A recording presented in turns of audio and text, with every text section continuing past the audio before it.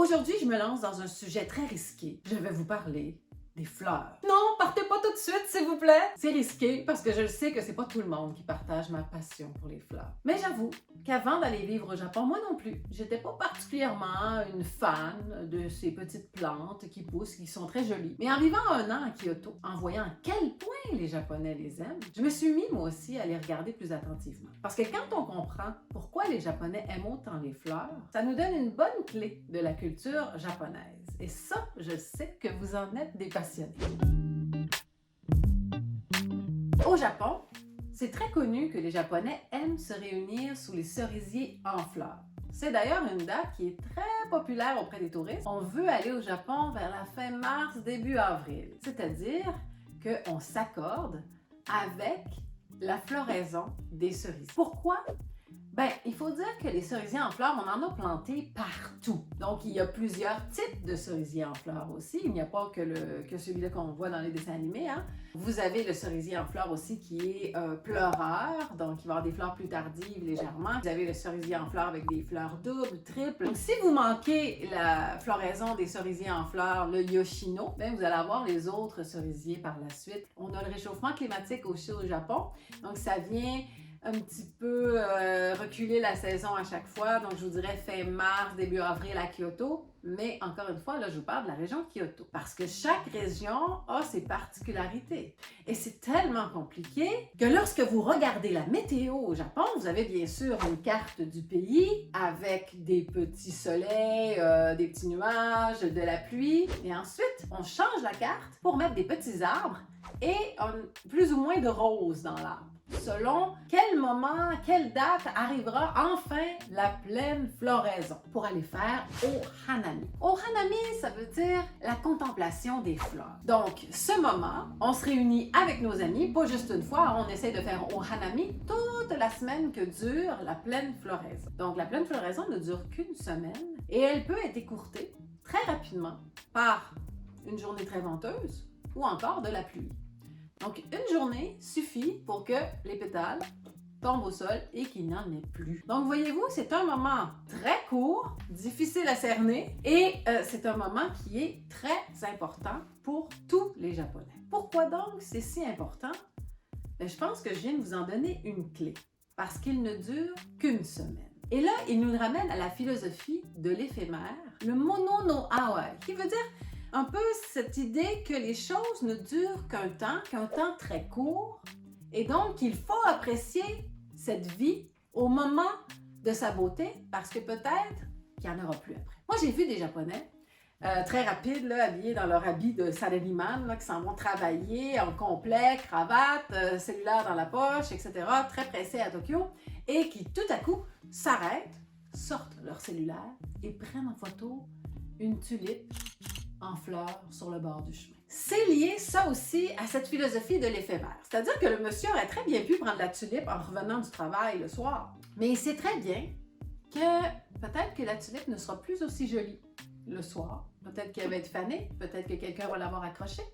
Donc, cette idée de l'éphémère, de la beauté qui arrive à un moment, et c'est maintenant, parce que ce sera peut-être pas plus tard, est très liée avec la géographie du Japon. Le Japon est un point chaud, c'est-à-dire un lieu où la croûte terrestre surgit de l'océan parce qu'il y avait beaucoup de volcans, donc de tremblements de terre. Les tremblements de terre, quant à eux, peuvent faire des tsunamis. Donc, c'est un pays qui a toujours été soumis, tout le long de sa très longue histoire, à beaucoup de destruction naturelle. Et ça en a fait un peuple qui est conscient que la vie, toute forme de vie, mais la vie humaine également, est éphémère. Elle est très courte et elle peut être prise très rapidement, de la même manière que la fleur de cerisier, par une journée de vent, peut disparaître d'un coup. Et ça, on le voit bien sûr dans les arts traditionnels du Japon. Hein. Vous avez cette même idée dans la calligraphie japonaise, donc cette idée de s'arrêter, de profiter du moment pour écrire un mot, un poème. On le voit dans les arts traditionnels, mais on le voit aussi dans les choses plus courantes de la vie quotidienne au Japon. On le voit dans les vêtements, par exemple ici je porte un haori, Donc, dépendant à quelle saison on est, on peut adapter la couleur, qu'est-ce qui représente notre Aori. On va l'avoir aussi beaucoup dans la nourriture et dans où on dépose notre nourriture, donc c'est-à-dire l'assiette, le bol, va être adapté à la saison, tout comme la nourriture l'est aussi. Je vais terminer avec le fait que la culture de l'éphémère ne se limite pas au moment de la beauté d'un objet. Quand vous allez à une cérémonie de thé japonaise et qu'on vous sert le bol, une des choses qu'on va vous expliquer ou que vous allez voir les gens faire, c'est qu'il faut admirer le bol. Il faut le regarder, penser à l'artiste qui l'a fait, apprécier son travail, apprécier les couleurs, apprécier cette céramique dans laquelle on va vous servir le matcha, donc le thé très très amer de la cérémonie du thé. On est en train d'apprécier ce que l'on vit en ce moment et ce dans quoi on nous sert ça parce qu'on sait que c'est une céramique, elle pourrait ne plus exister parce que quelqu'un l'a cassée. Qu'est-ce qu'on fait au Japon? Oui, on est conscient de ce moment de l'éphémère, de la vie utile d'un objet. Donc, on en rend grâce, si on veut, on le regarde, on l'apprécie. Mais ça ne se limite pas à cela. On a aussi inventé le kintsugi, qui est, si jamais ce bol est brisé, je peux l'envoyer chez un autre artiste qui va le réparer en lui mettant, si on veut, des coutures d'or. Cette façon de faire ne permettra peut-être pas de se servir du bol de la même manière, c'est-à-dire que je ne pourrais plus m'en servir pour mettre de la nourriture parce que ce n'est pas nécessairement le but, mais va servir à en faire un objet d'art sur lequel a travaillé deux artistes. Et c'est là que je trouve que c'est très beau, c'est qu'on pousse encore plus loin la philosophie de l'éphémère. C'est-à-dire que non seulement j'apprécie la fleur de cerisier au moment de sa floraison, mais même quand la fleur n'existe plus, il y a encore l'arbre, il y a encore la feuille qui est présente. Donc l'arbre a encore une autre vie, encore quelque chose à nous donner comme beauté, comme utilité.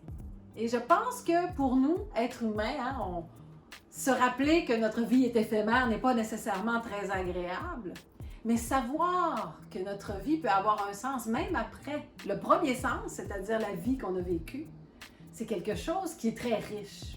Je pense au château dans le ciel, par exemple, avec Laputa, où toute une société, toute une civilisation n'existe plus, mais finalement, on transforme, si on veut, une première vie qui était plus guerrière, plus violente, en quelque chose qui devient un jardin de beauté, qui est mieux de préserver et de garder secret.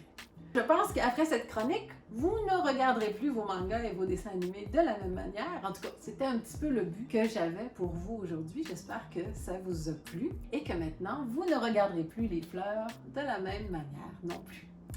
Alors, matane tout le monde, au revoir et à bientôt!